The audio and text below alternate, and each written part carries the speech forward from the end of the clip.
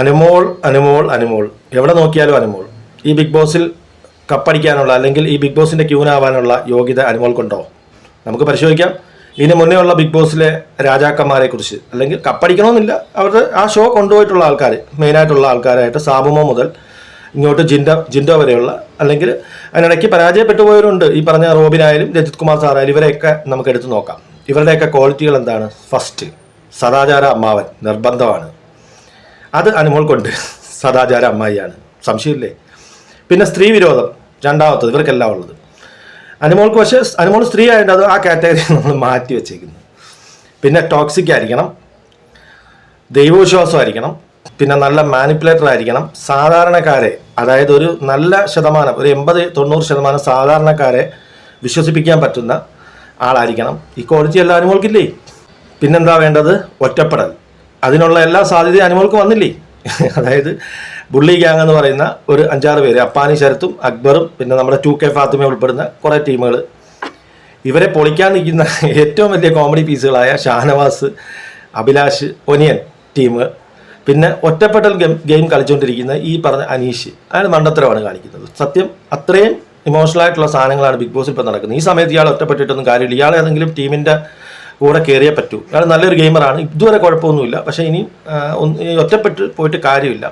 ഇപ്പോൾ അനുമോളുടെ ടീമിൽ തന്നെ 3-4 പേര് വന്നിട്ടുണ്ടല്ലോ, നൂറ, ആദില ഒക്കെ വന്നിട്ടുണ്ട്, ശൈത്യയൊക്കെ സ്ട്രോങ് ആയിട്ട് വന്നിട്ടുണ്ടല്ലോ. അപ്പോൾ ആ രീതിയിലോട്ട് അനീഷൂടെ മാറണം. നമ്മൾ പറഞ്ഞു വന്ന വിഷയം മാറിപ്പോയി. ഈ പറഞ്ഞ ഗുണങ്ങളെല്ലാം അനുമോൾക്കുണ്ട്. സ്യൂഡോ സയൻസ് ആയിരിക്കണം, അന്ധവിശ്വാസങ്ങളും എല്ലാം പാലിക്കപ്പെടുന്ന ആൾക്കാരായിരിക്കണം. ഇവരെല്ലാം അങ്ങനെയൊക്കെ തന്നെയല്ലേ? ആരാ അങ്ങനെ അല്ലാത്തത്?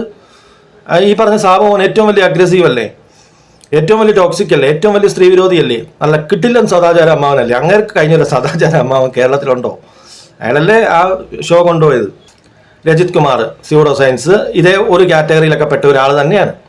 റോബിൻ, അലറൽ സംഭവങ്ങളൊക്കെ തന്നെ, പക്ഷെ ടോട്ടലി ഈ ഒരു സംഭവം തന്നെയാണ്. അഖിൽ മാരാർ, നല്ല കിടുക്കാച്ചി സദാചാര അമ്മാവൻ, സാധാരണ അമ്മാവന്മാരുടെ ഒരു നേതാവാണ് അഖിൽ മാരാർ എന്ന് തന്നെ പറഞ്ഞിരിക്കും. പിന്നെ ജിൻഡോപ്പം പിന്നെ പറയേണ്ട കാര്യമില്ല. ഒരുപാട് പേര് ജിൻഡോയെ കുറിച്ച് മോശം അഭിപ്രായം പറയുന്നുണ്ട്. അതെനിക്ക് ഇടപെട്ടേ പറ്റൂ.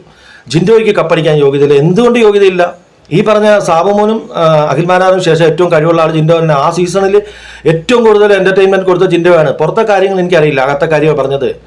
പിന്നെ പറഞ്ഞു ജാസ്മിനുമായിട്ടുള്ള ദേഷ്യം കൊണ്ടാണ് ജിൻഡോ കപ്പടിച്ചത്. ജാസ്മിനുമായിട്ടുള്ള ദേഷ്യം കൊണ്ടാണെങ്കിൽ അവിടെ വേറെ ആൾക്കാരുണ്ടായിരുന്നല്ലോ. അവിടെ അർജുൻ ഉണ്ടായിരുന്നു, 2K കിഡ്സിന്റെ പ്രതിനിധിയായിട്ട്. പിന്നെ ഈ പറഞ്ഞ സദാചാര അമ്മാവന്മാരുടെ ഇഷ്ടമായ നമ്മുടെ അഭിഷേക് ശ്രീകുമാർ ഉണ്ടായിരുന്നു. അവർക്കൊക്കെ എന്തേ വോട്ട് കൊടുത്തില്ല? അപ്പോൾ അതൊന്നും അല്ല അവിടെ പ്രശ്നം. ജിൻഡോ കിട്ടില്ലം എന്റർടൈനർ ആയിരുന്നു. പിന്നെ ഈ പറഞ്ഞ സദാചാര അമ്മാവനുള്ള ഒരു മേൽമൊഴിയും ബിഗ് ബോസിന് വേണ്ട എല്ലാ ചേരുവകളും ചേർത്ത ഒരു മനുഷ്യനാണ് ജിൻഡോ. അതുകൊണ്ട് തന്നെയാണ് ജിൻഡോയ്ക്ക് അവിടെ കപ്പ് കിട്ടിയത്.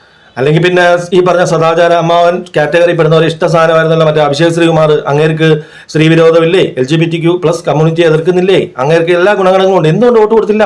തീർച്ചയായിട്ടും ജിൻഡോയ്ക്കാണ് അവിടെ യോഗ്യതയുള്ളത്. അപ്പൊ ഞാൻ പറഞ്ഞു വരുന്ന ഇതാണ്, ഇപ്പോഴത്തെ ഒരു ലെവൽ വെച്ചിട്ട് ഈ ബിഗ് ബോസ് സീസണിൽ എല്ലാവിധ സാധ്യതകളും എല്ലാ മറ്റ് മുൻ ആൾക്കാരുടെ സവിശേഷതകളെല്ലാം ചേർത്ത ഒരു വ്യക്തിയാണ് ഈ പറഞ്ഞ അനുമോൾ. മാത്രമല്ല ഒരു ക്യൂൻ വരട്ടെ, മറ്റേ ദിൽഷ ഒന്നും ഒരു ക്യൂനായിട്ട് കൂട്ടാൻ പറ്റില്ല. ദിൽഷ റോബിന്റെ വോട്ട് കൊണ്ട് ജയിച്ചാണ്. ഈ പറഞ്ഞ ഈ ബിഗ് ബോസ് സീസൺ കപ്പെടുത്തവരിൽ ഏറ്റവും മോശപ്പെട്ട വ്യക്തി, കപ്പെടുക്കാൻ യോഗ്യതയില്ലാത്ത ആൾ ദിൽഷയാണ്. അതിന് തൊട്ട് മുകളിൽ മണിക്കുട്ടനാണ്. അതായത് 3ാം സ്ഥാനത്താണ് ഞാൻ ജിൻഡോനെ കൊടുക്കുന്നത്. അപ്പം ഇത്തരം ഗുണഗണങ്ങൾ സവിശേഷമായിട്ടുള്ള ഒരു വ്യക്തിയാണ് അനുമോൾ. തീർച്ചയായിട്ടും ഇപ്പോഴത്തെ ലെവലാണ്. ഇപ്പോൾ 1 മാസം ആയതേ ഉള്ളൂ. ഇപ്പോഴത്തെ ലെവൽ അനുമോൾക്കാണ് എല്ലാ സാധ്യതയും കൽപ്പിക്കുന്നത്. എല്ലാവിധ ഭാവങ്ങളും